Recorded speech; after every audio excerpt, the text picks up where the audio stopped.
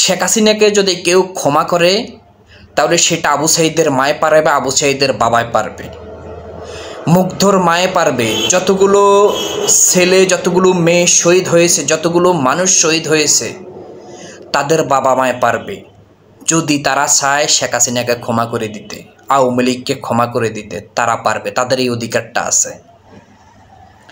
যতগুলো ছেলে মেয়ে, যতগুলো মানুষ এখনো হসপিটালে মৃত্যুর যন্ত্রণায় কাতরাচ্ছে, তাদের পরিবার এবং তারা চাইলে শেখ হাসিনাকে ক্ষমা করতে পারবে এবং আওয়ামী লীগকে ক্ষমা করতে পারবে। তারা চাইলে আওয়ামী লীগ এই দেশের রাজনীতি করার অধিকার তাদের থাকবে, না হলে থাকবে না।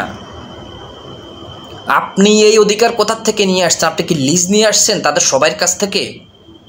আপনারা কি এটা লিজ নিয়ে আসছেন যে আমরা আপনাদের কাছ থেকে লিজ নিলাম, আমরা প্রকাশ্যে সংবাদ সম্মেলন করে বলে দিলাম আওয়ামী লীগের রাজনীতি নিষিদ্ধ করা যাবে না, আওয়ামী লীগকে সাধারণ ক্ষমা করে দেওয়া হলো, শেখ হাসিনাকে ক্ষমা করে দেওয়া হলো?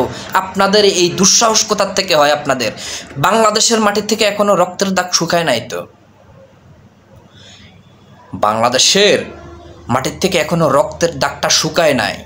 আবু সাঈদের বুকে গুলি লাগার দৃশ্যটা এখনো সারা বাংলাদেশ ও সারা পৃথিবীর মানুষ বলে নাই। আপনারা ভুলে গেছেন ক্ষমতার লোভে। মুগ্ধর মাথায় গুলি লাগার দৃশ্য, মুগ্ধের রক্তের যে দৃশ্য, যে সিনারিটা দেখা গেছে, এই দৃশ্যটা আপনারা ভুলে গেছেন ক্ষমতার লোভে। এই দেশের মানুষ সহ সারা পৃথিবীর মানুষও ভুলে নাই তো যেই ছেলেগুলোর ধরে প্রকাশ্যে গুলি করে দেওয়া হয়েছে শেখ হাসিনার হুকুমে। এই দৃশ্যটা আমরা বলি নাই। ওই বাবা মায় যদি চায় তাহলে শেখ হাসিনা ক্ষমা পাবে। তাদের বাবা মায় যদি চায় শেখ হাসিনা এই বাংলাদেশের রাজনীতি করতে পারবে, আওয়ামী লীগ এই দেশের রাজনীতি করতে পারবে না। হলে আওয়ামী লীগ এবং শেখ হাসিনা এই দেশের রাজনীতি করা এবং এই দেশে বাস করার কোনো অধিকার নাই।